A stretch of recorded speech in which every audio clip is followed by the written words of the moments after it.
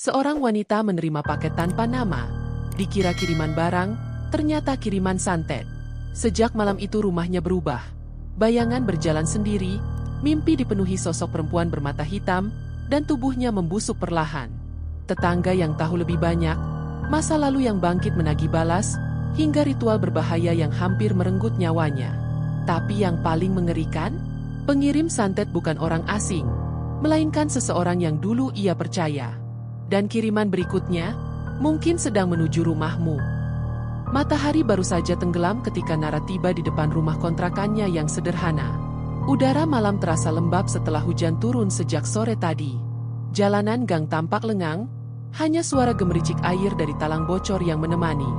Nara merapatkan mantel tipisnya, merasakan hawa dingin menusuk tulang saat ia membuka pagar.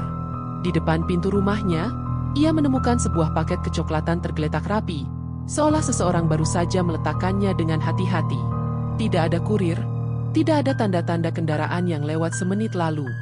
Hanya paket itu, pembungkusnya sedikit basah oleh sisa hujan, namun tetap utuh tanpa lecet. Nara mengangkat alisnya heran. Ia merasa tidak sedang menunggu kiriman apapun malam itu. Aneh, aku bahkan tak beli apa-apa minggu ini, gumamnya pelan. Tangannya ragu-ragu saat meraih paket tersebut. Beratnya ringan, seperti hanya berisi benda kecil. Namun ada sesuatu yang ganjil. Ketika ia menggenggamnya, terasa seperti ada serpihan-serpihan kecil bergerak di dalam, seolah paket itu berisi pasir yang dapat berpindah saat diguncang. Nara mengetuk-ngetuk sisi kardus itu perlahan, mencoba menebak isinya, namun tidak terdengar suara apapun yang familiar. Ia masuk ke rumah dan menyalakan lampu ruang tamu. Satu-satunya cahaya kuning redup dari bohlam tua itu menyingkap kesunyian ruangan. Bau kayu lembab dan kopi basi yang tertinggal di cangkir semalam terasa menyambutnya. Nara menaruh tas kerjanya di atas sofa lalu menatap paket itu yang kini ia letakkan di meja makan. Tidak ada nama pengirim. Hanya alamat rumahnya tertulis dengan tinta hitam pudar, seolah ditulis terburu-buru. Tulisan tangannya bergetar tidak rata, seperti tangan seseorang yang sedang ketakutan atau marah. Tidak ada cap jasa pengiriman. Tidak ada perangko. Tidak ada tanda bahwa paket ini pernah melewati proses pengantaran resmi. Semakin lama ia menatapnya, semakin kuat rasa tidak nyaman merayap dari perut hingga ke tengkuk. Namun rasa penasaran tetap menguasai. Mungkin saja ini dari pelanggan kantor. Pikirnya mencoba merasionalisasi. Ia bekerja di toko buku yang sering menerima pesanan khusus. Sesekali orang mengirim balasan atau hadiah kecil sebagai ucapan terima kasih. Tapi paket itu tak memiliki kesan hadiah sama sekali. Nara membuka pintu dan melongokkan kepala keluar, berharap menemukan semacam petunjuk. Di gang, seorang tetangga tua bernama Bu Ratmi terlihat sedang menutup warung kecilnya. Ketika Nara menyapanya, perempuan itu sempat melirik ke arah paket yang masih terlihat dari ambang pintu. "Barusan ada yang taruh itu?" tanya Bu Ratmi dengan suara rendah. "Iya, Bu. Tapi saya nggak lihat siapa," jawab Nara sambil tersenyum sopan, mencoba menganggap semuanya biasa. Tatapan Bu Ratmi berubah. Kerut wajahnya semakin dalam. Ia mendekat setengah langkah, namun suaranya merosot seperti bisikan. "Nara, kalau kamu nggak tahu siapa pengirimnya, baiknya hati-hati. Zaman sekarang macam-macam." Nara tertawa kecil, menepis rasa cemas yang mulai menyeruak. "Ah, mungkin cuma paket salah alamat. Saya cuma penasaran isinya." Bu Ratmi hendak bicara lagi, namun kemudian hanya menghela napas panjang. Yang tak diketahui asalnya, kadang lebih baik tak dibuka. Ucapan itu terngiang bahkan setelah Nara menutup pintu kembali. Ia kembali menatap paket itu. Ada dorongan lain dalam dirinya, entah rasa tidak nyaman atau rasa penasaran yang lebih kuat. Paket itu seperti memanggil-manggil untuk dibuka. Jam menunjukkan pukul 19.40 ketika suara hujan kembali mengguyur pelan. Angin mengetuk jendela berulang kali. Lampu ruang tamu berkedip sekali, membuat suasana semakin tak menentu. Nara duduk menatap paket itu lama, menimbang keputusan yang akan mengubah banyak hal dalam hidupnya. Namun malam itu ia belum membuka apapun. Ia hanya menatap kardus itu sampai larut, merasakan kehadiran yang tak terlihat mengawasi dari sudut-sudut gelap ruangan. Sesekali, ia merasa seperti ada sesuatu yang bergerak pelan di dalam kotak, meski ia yakin tak ada hewan atau barang yang berpotensi hidup. Tanpa sadar, udara dalam rumahnya mulai menyesakan. Suhu turun seolah ada kabut dingin tak kasat mata merayap di lantai. Dan di luar, seseorang atau sesuatu mungkin sedang menunggu reaksi pertamanya. Hanya satu hal yang Nara tahu malam itu. Paket tersebut bukan hadiah. Dan kedatangannya bukan kebetulan. Hujan akhirnya berhenti dini hari. Langit masih gelap ketika Nara terbangun oleh suara berisik seperti benda jatuh di dapur. Nafasnya memburu. Jantungnya berdegup terlalu cepat untuk ukuran seseorang yang baru bangun tidur. Mata masih buram. Namun pikirannya langsung tertuju pada satu hal, paket itu. Ia duduk perlahan, merasakan udara kamar yang begitu dingin. Dingin yang tak wajar untuk rumah kecil seperti ini. Suara berisik itu berhenti mendadak, meninggalkan keheningan yang terlalu utuh, seolah rumah menahan napas bersama Nara. Ia menapakkan kaki ke lantai yang terasa dingin seperti baru keluar dari lemari es. Dengan langkah ragu, ia menuju ruang tamu. Paket itu masih di atas meja makan, sama seperti malam sebelumnya. Tetapi entah mengapa malam ini kotak itu tampak lebih menonjol. Seolah ia menjadi satu-satunya pusat keberadaan di seluruh ruangan. Nara duduk berhadapan dengan paket itu. Jemarinya menggenggam sisi kardus, merasakan teksturnya yang kasar, lembab sisa hujan semalam. Ia menarik napas panjang, mencoba menenangkan pikirannya. Ada sesuatu yang mengusik dari dalam kotak itu, sesuatu yang seperti memanggilnya. Mungkin ini hanyalah ketakutan yang ia ciptakan sendiri. Sudahlah, bisiknya pada diri sendiri. Kalau hanya paket iseng, aku bisa laporkan. Dengan tekad yang ia kumpulkan separuh paksa, ia menyobek lakban pelan-pelan. Suara sobekan panjang itu terdengar nyaring, membelah kesunyian. Ketika kotak terbuka, bau seolah tanah basah bercampur amis langsung menyergap hidungnya. Tubuh Nara merinding tanpa bisa ia cegah. Ia sempat ingin menutup kotak itu kembali, namun kedua tangannya ingin tahu lebih jauh. Di dalamnya tergeletak sepotong kain kafan berwarna pucat, sudah menguning, seolah pernah dipakai untuk membungkus jasad. Kain itu dililit oleh benang hitam tebal. Simpulnya berlapis-lapis, seratnya rapat dan kusut. Aroma yang keluar dari kain itu seperti campuran tanah kuburan dan karat besi yang berusia lama. Nara menahan napas, menelan ludah yang tiba-tiba terasa pahit. Ia menggeser kain itu perlahan dengan tangan gemetar. Di bawahnya, ia menemukan segenggam tanah yang masih basah. Tanah yang tampak baru digali. Di antara butiran lembab itu tertanam beberapa jarum berkarat, ujungnya tumpul namun terlihat menakutkan. Ada bercak merah kehitaman menempel pada jarum dan tanah, seperti darah yang telah mengering. Siapa yang akan mengirim barang seperti ini? Suara Nara nyaris tak terdengar, lebih seperti gumaman ketakutan. Tenggorokannya terasa sempit. Ruangan seolah mengecil, dinding seperti merapat mendekat. Ia menutup kotak itu tergesa-gesa, berharap rasa mual yang tiba-tiba menyergap bisa mereda. Namun sesaat setelah kotak tertutup, suara lain terdengar, suara ketukan ritmis di dinding, seperti kuku seseorang mengetuk-ngetuk dari sisi lain tembok. 4 ketukan. Hening. 4 ketukan lagi. Nara mematung. Suara itu semakin keras. Datang dari arah kamar tidur atau dapur, ia tak yakin. Ketukan itu bergerak, berpindah, seolah sesuatu sedang berjalan mengelilingi dinding rumah, mengetuk perlahan namun pasti. Udara semakin pekat, seolah mengental di sekitar kepalanya. Tetap tenang. Nara mencoba menghibur diri, namun suaranya bergetar. Lampu ruang tamu berkedip 2 kali, meredup, lalu terang kembali. Angin dingin merayap dari celah bawah pintu, membuat tirai bergetar meski jendela tertutup rapat. Ketukan berhenti tiba-tiba, memberi jeda yang justru membuat suasana terasa lebih mengancam. Saat itulah Nara mendengar bisikan.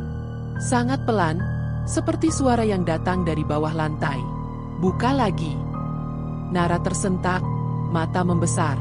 Suara itu lirih namun jelas, seolah seseorang tepat berada di bawah tanah, memanggil namanya tanpa menyebut nama. Ia memeluk dirinya sendiri. Tubuhnya bergetar halus.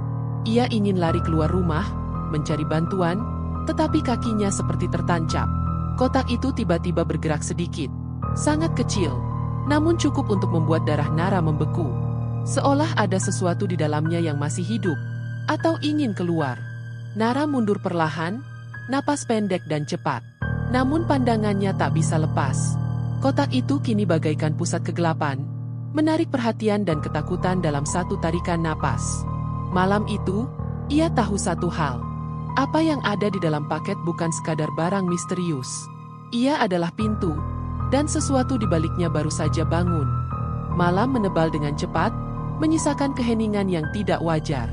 Setelah kejadian paginya, Nara berusaha meyakinkan dirinya bahwa semua hal yang ia alami hanyalah efek ketakutan dan sugesti. Ia bekerja seharian di toko buku untuk mengalihkan pikiran.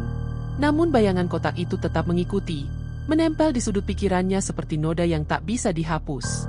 Setiap helai waktu terasa panjang, dan begitu malam kembali tiba, rasa was-was yang ia tekan sepanjang hari perlahan naik lagi ke permukaan. Sesampainya di rumah, lampu teras yang biasanya terang tampak meredup seperti kehabisan listrik padahal baru seminggu lalu ia menggantinya. Udara sekitar terasa lebih dingin dari biasanya, membuat tulang punggungnya seperti ditusuk jarum es. Kotak itu masih di atas meja. Keberadaannya seperti mata yang terus mengawasi. Nara memutuskan untuk tidak menyentuhnya lagi malam ini. Ia hanya ingin tidur dan berharap esok pagi paket itu dapat ia buang jauh-jauh. Namun harapan manusia seringkali kalah oleh sesuatu yang tidak terlihat. Menjelang tengah malam, suara ketukan muncul lagi. Pelan, ritmis, seperti sebelumnya. Tok, tok, tok, tok. Nara membuka mata lebar-lebar di kegelapan kamar. Jantungnya langsung melompat seperti hendak keluar dari dada. Ia menutup telinga dengan bantal, berharap suara itu hilang. Namun ketukan justru terdengar makin dekat, seperti berpindah dari satu dinding ke dinding lain, mengelilingi kamar. Ia memaksakan diri untuk bangkit. Wajahnya pucat diterpa cahaya remang dari lampu jalan yang masuk melalui celah jendela. Ketukan berhenti. Tapi kemudian terdengar suara lain. Suara seret, seperti sesuatu sedang diseret di lantai ruang tamu. Perlahan. Nara berdiri terpaku, tubuhnya kaku. Ia ingin memanggil siapapun, tapi mulutnya seolah terkunci. Suara seretan itu berhenti tepat di depan pintu kamarnya. Pintu yang tertutup rapat itu tiba-tiba bergetar pelan, seperti ada sesuatu di seberangnya yang mendorong dengan lembut. Nara mundur selangkah, dan suara berbisik samar kembali terdengar. Buka. Ia menutup mulut dengan tangan gemetar, menahan jeritan. Kata itu tidak jelas apakah berupa suara atau hanya gema dalam pikirannya. Pintu berhenti bergetar. Hening kembali turun. Namun ketenangan itu bukan rasa aman, melainkan ketenangan seorang pemangsa sebelum menerkam. Nara memberanikan diri mendekati pintu. Ia menempelkan telinganya perlahan, dan seketika menyesal. Dari balik pintu terdengar napas seseorang, berat dan panjang. Seolah ada makhluk yang berdiri di sana, menunggu. Napas itu bukan napas manusia normal. Lebih dalam, lebih dingin, seperti dihembuskan oleh perut bumi. Nara mundur cepat, tersandung dan jatuh ke lantai. Saat itu, lampu kamar pada mendadak. Kegelapan pekat menelan segalanya. Ia meraba-raba mencari lampu senter ponselnya. Namun sebelum jarinya menyentuh layar, ia melihat sesuatu, atau lebih tepatnya, seseorang. Di sudut ruangan, dekat lemari pakaian, berdiri sosok tinggi dengan rambut kusut menutupi wajah. Tubuhnya kurus seperti belum makan berhari-hari. Sosok itu tidak bergerak, hanya berdiri seperti patung dalam gelap. Namun Nara bisa merasakan tatapannya, tajam dan dalam. Ia memejamkan mata, berharap itu ilusi akibat ketakutan.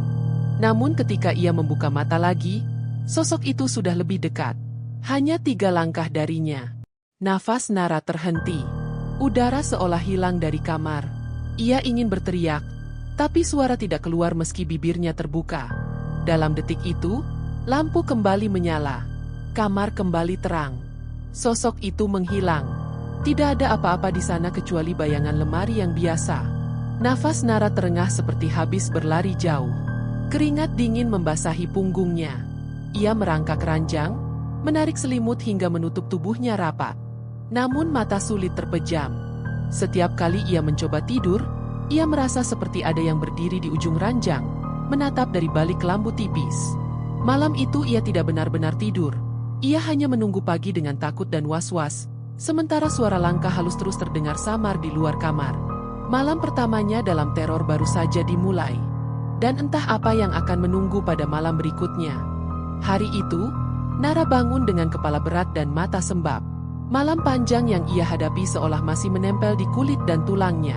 Suara langkah, bisikan samar, sosok yang muncul lalu hilang. Semuanya berputar dalam ingatannya. Meski pagi telah tiba, rumahnya tidak terasa lebih terang. Cahaya matahari yang masuk melalui jendela tampak pucat, seakan enggan menyentuh sudut-sudut gelap yang masih menyimpan sisa ketakutan semalam.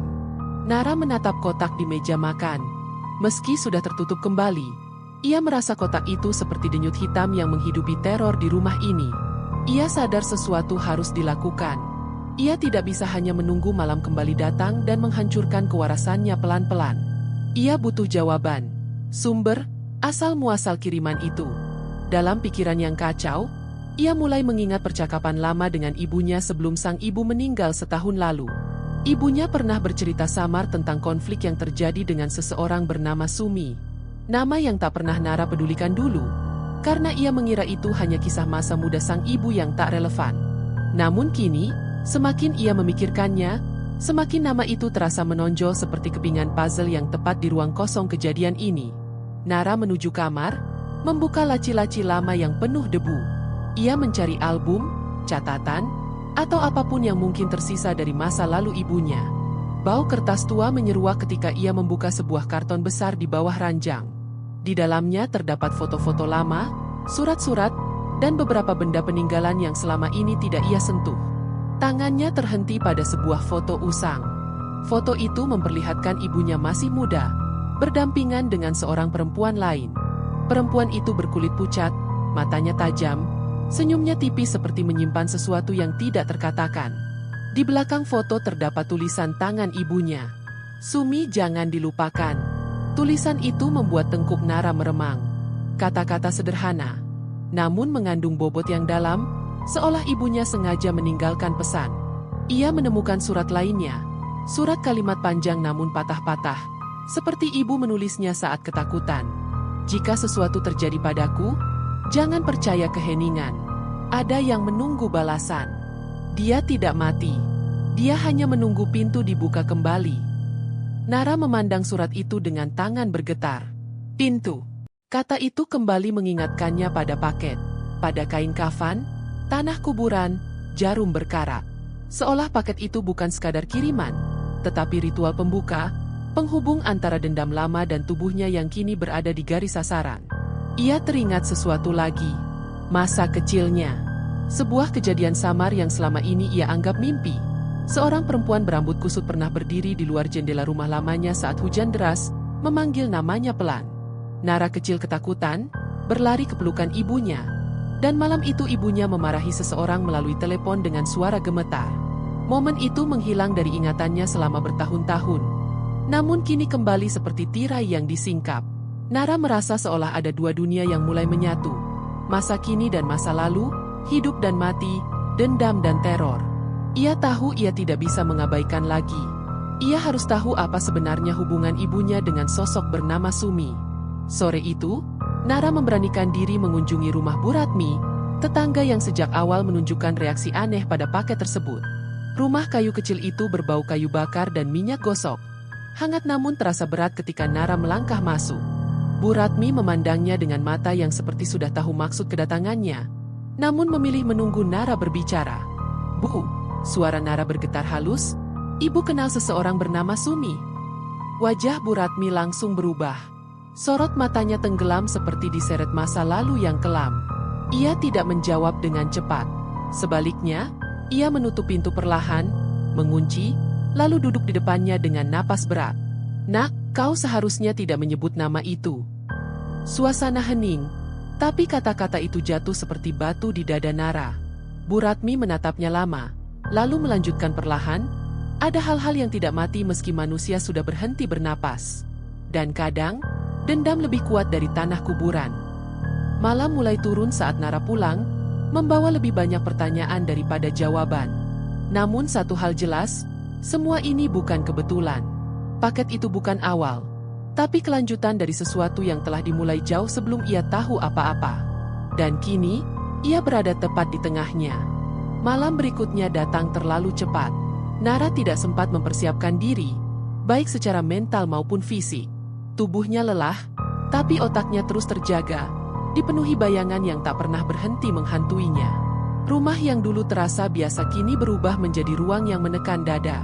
Udara terlalu tebal untuk dihirup. Lantai terasa seolah menahan sesuatu dari bawah tanah. Dan setiap sudut gelap terlihat seperti tempat seseorang berdiri mengintai.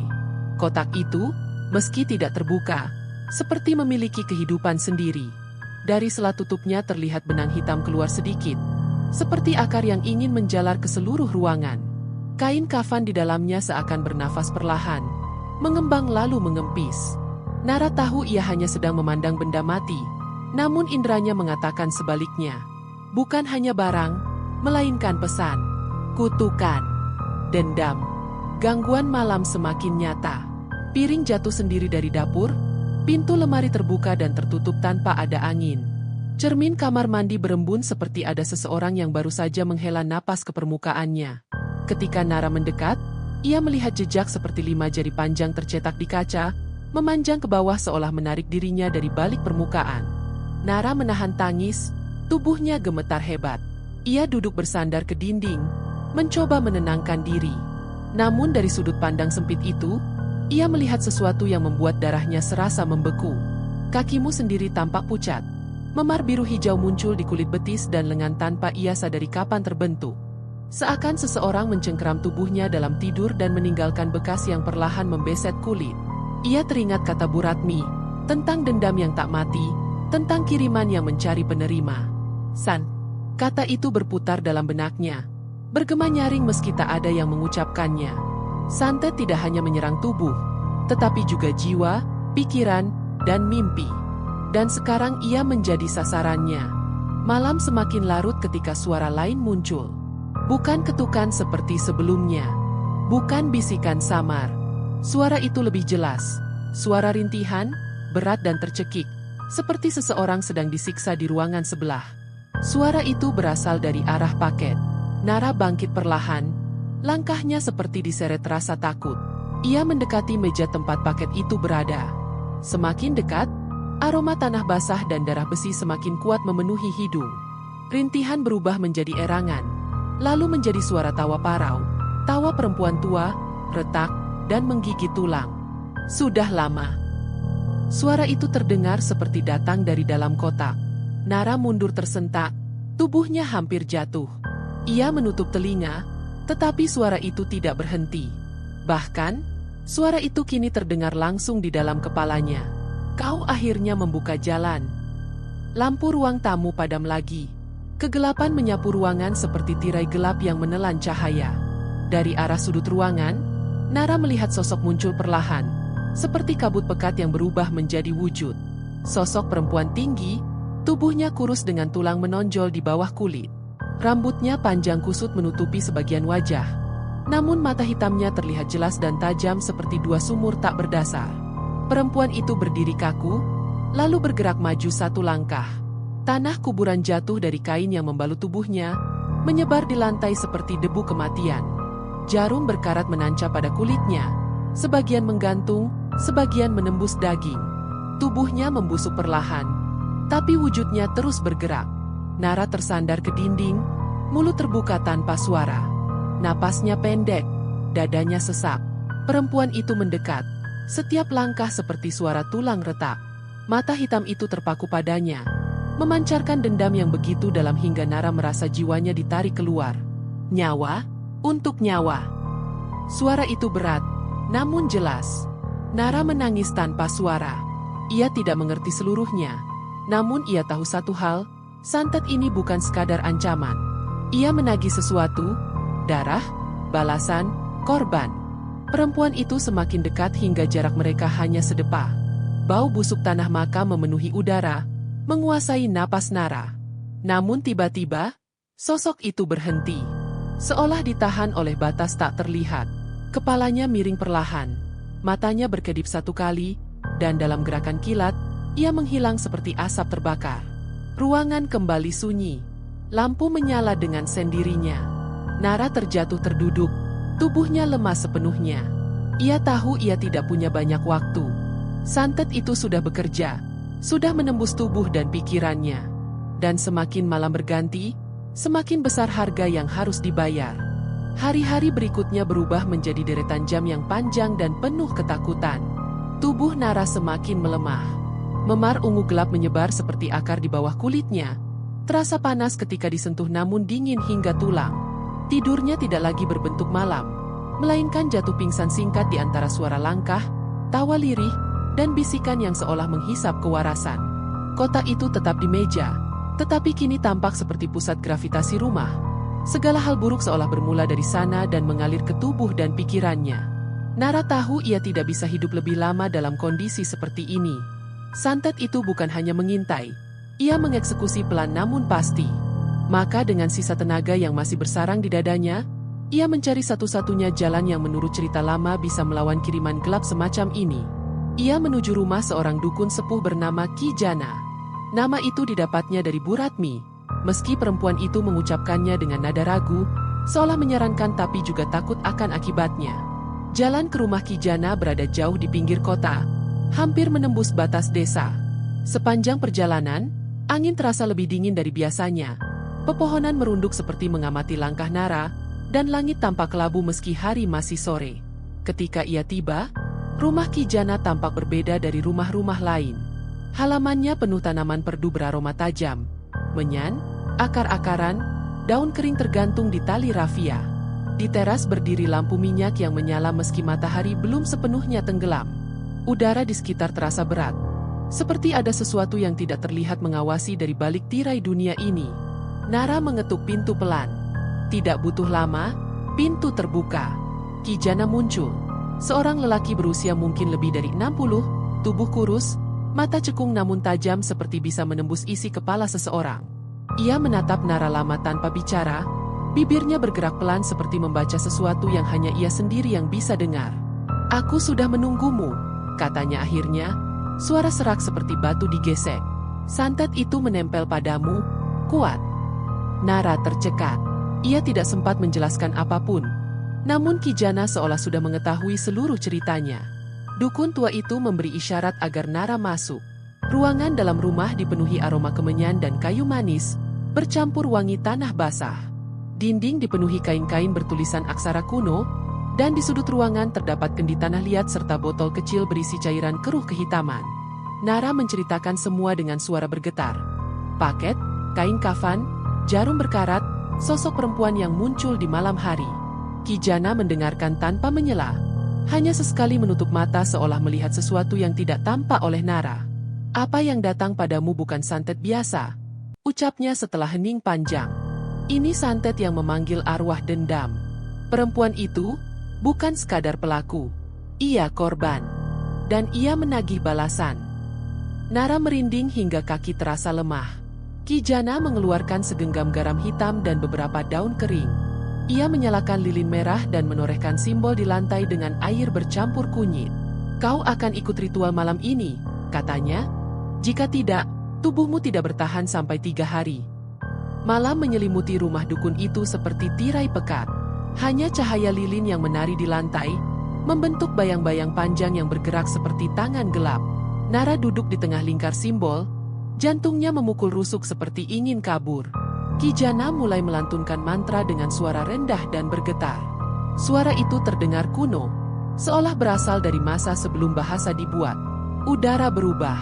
Lilin bergetar meski tak ada angin.